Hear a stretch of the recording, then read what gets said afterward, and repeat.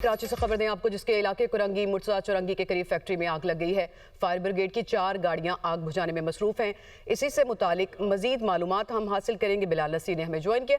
बिलाल, क्या अभी right now currently क्या सिचुएशन है?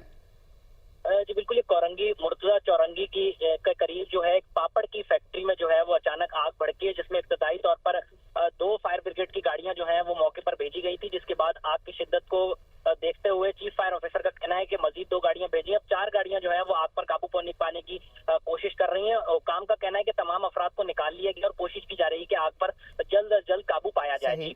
तो आग पर काबू पाने की कोशिश इस वक्त जारी है। बिलाल नसीर, आपने हमें अपडेट किया, आपका बहुत शुक्रिया। कराची से खबर दें आपको, जिसके इलाके कुरंगी मुर्तजा चौरंगी के करीब फैक्ट्री में आग लग गई है। फायर ब्रिगेड की 4 गाड़ियां आग बुझाने में मसरूफ हैं। इसी से मुतालिक मजीद मालूमात हम हासिल करेंगे। बिलाल नसीर ने हमें ज्वाइन किया। बिलाल, क्या अभी राइट नाउ करंटली क्या सिचुएशन है? जी बिल्कुल, ये कोरंगी मुर्तजा चौरंगी की के करीब जो है एक पापड़ की फैक्ट्री में जो है वो अचानक आग भड़की है, जिसमें इब्तदाई तौर पर 2 फायर ब्रिगेड की गाड़ियां जो है वो मौके पर भेजी गई थी, जिसके बाद आग की शिद्दत को देखते हुए चीफ फायर ऑफिसर का कहना है कि मजीद 2 गाड़ियां भेजी। अब 4 गाड़ियां जो है वो आग पर काबू पाने की कोशिश कर रही हैं। काम का कहना है कि तमाम अफराद को निकाल लिया गया और कोशिश की जा रही है कि आग पर जल्द अज जल्द काबू पाया जाए।